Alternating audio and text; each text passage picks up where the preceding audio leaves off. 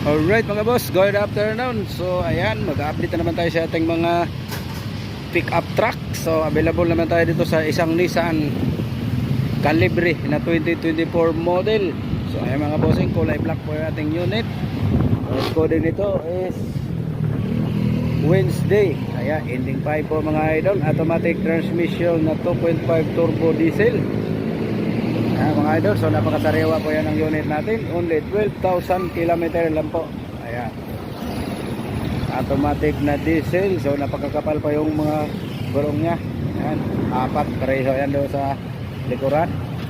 So napakasariwa din ang ating unit. At wala pong tama mga idol, walang bangga. Ayan, walang mga dent yan mga idol.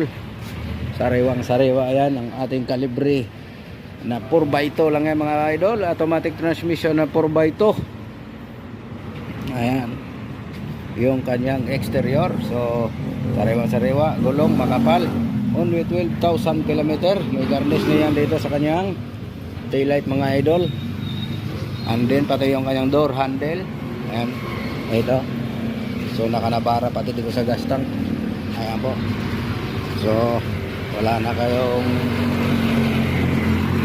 bibihin ito pagka ito na tipuhan nyo. Ayan, completos ricados na yan mga bossing. So silipin na natin kanyang interior. Yung mga bossing is meron na rin signal light pala yung kanyang side mirror. And then naka original pa yung stock yung kanyang gulong at mags. Ayan po, naka R17 255 na 65 R17.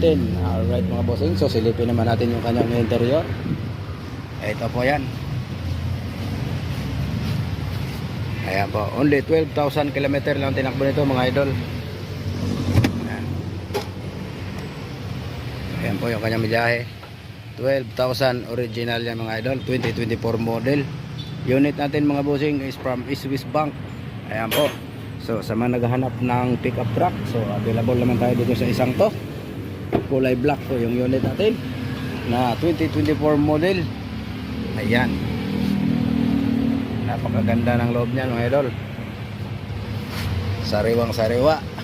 Alright mga bossing, price nga pala nito is 121.50. Negotiable kasi mga bossing. And then free transfer of ownership na rin tayo. Sa amin naman ang transfer nito.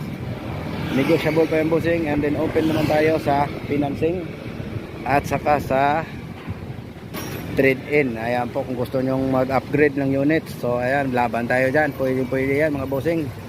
So alright, yun.